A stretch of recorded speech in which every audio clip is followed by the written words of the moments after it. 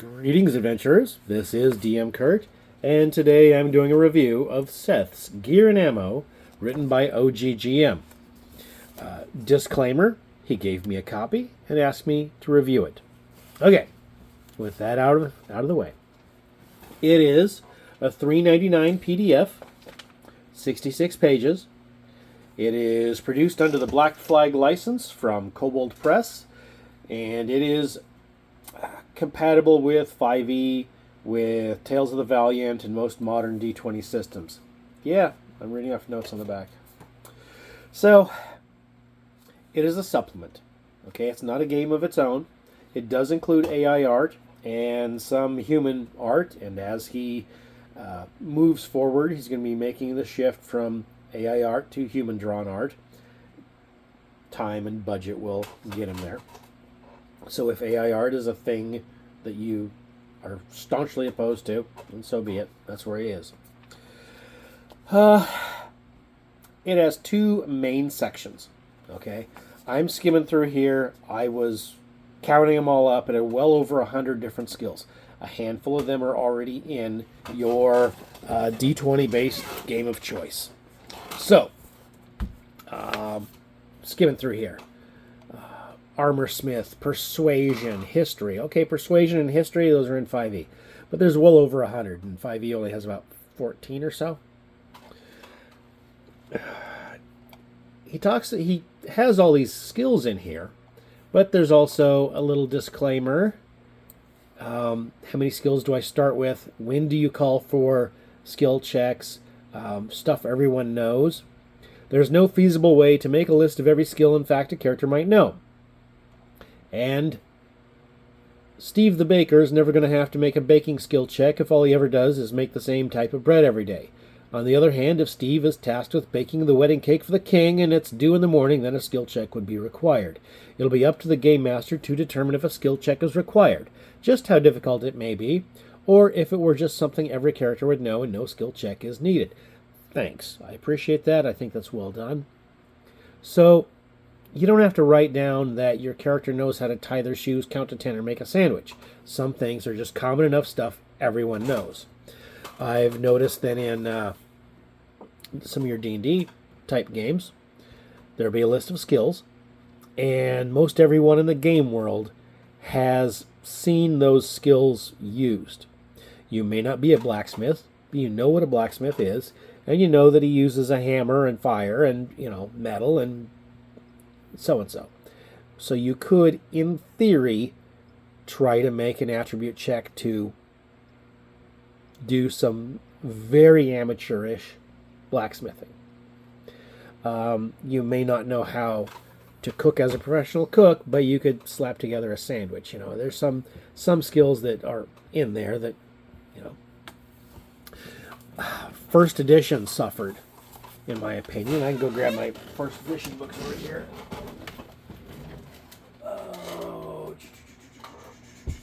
Oh, here we go. Unearthed Arcana. So, yeah, it's a reprint.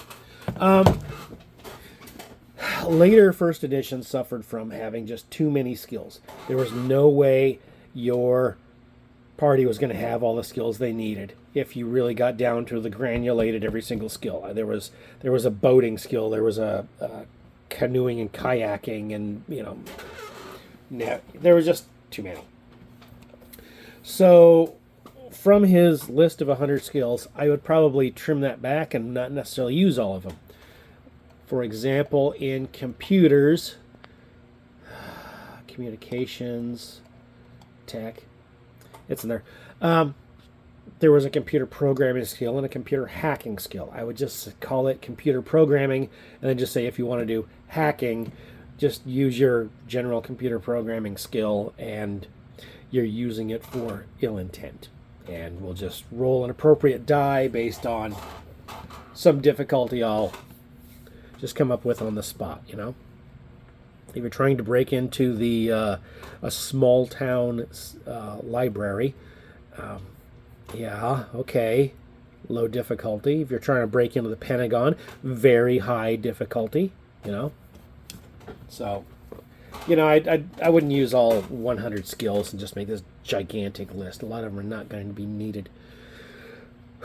But, it puts 25, 30 pages worth into that. The other half of this is the aforementioned gear and ammo. So I'm going to scroll through some of this, and what we find here is armor, weapons, and miscellaneous gear. And for all three of those things, you have a selection of fantasy, modern, or sci-fi. So I'm running in here through weapons.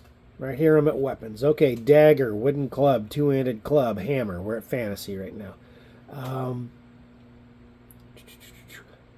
Put a heavy thing on a rope / meteor hammer. Pole arm. Fantasy. Chainsaw. Modern. Energy sword. Sci-fi. And so you see where I'm going with that. Pistols. Okay. The McAllister Colt holds 6 shots. Okay, that's a revolver, so that's for your Wild West kind of thing, or for modern. Holdout pistol, Luger, Uzi, Weatherford revolver. Okay, modern-ish. Zap gun, freeze ray. So we're talking about, some of your sci-fi stuff in there. We scroll on down. We'll scroll on up. We got the weapons above them. Okay. So, ring mail, samurai armor, scale mail. Okay, fantasy. We have VIP suit. So I guess one of those slightly protected business suits that I've seen advertised. I've never needed to buy one myself. I have some stuff, but whatever. Space suit. Again, you have your selection of fantasy, modern, sci-fi. So he has quite the extensive gear list and damage, cost, equipment slots. So he's using equipment slot rather than encumbrance rating. Adjust that as needed. Encumbrance slots, I'm not sure where he's getting that from. It's in Shadow Dark, where every character has 10 equipment slots. Most weapons will use 1 slot. Armor will cost a few. If you have a strength bonus, you add that to your 10. If you have a strength penalty, don't worry about it, you still get 10. And if you're a fighter, you get to also add your con modifier. So that kind of helps balance out the fact that fighters need armor. Okay, so he's using encumbrance slots for his encumbrance rating. You can change that to yours. Scrolling on down, equipment, it's going to go the same way. Let's see what we can find here. The 11-foot pole, because Seth's equipment guide has its trademark 11-foot pole for those things you wouldn't touch with a 10-foot pole. 50 foot of rope, yada yada. Android phone, bolt cutters. Again, we're talking modern. Recording device, scuba gear. Your standard fantasy gear. If you're using this as a supplement to your fantasy games, the section on fantasy gear is probably not going to be of much use because you're probably already going to have it in the player's handbook of the game system of your choice.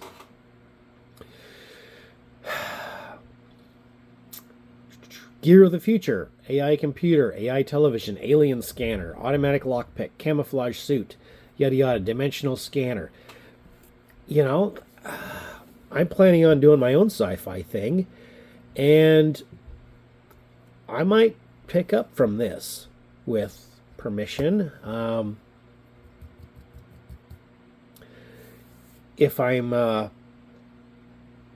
to sell my sci-fi game and I use anything from this, I'll have to ask permission because you're making money off somebody else's ideas. But if I'm just running a sci-fi game in the privacy of my own home / local library and not doing it for profit, I'm sure it'd be fine.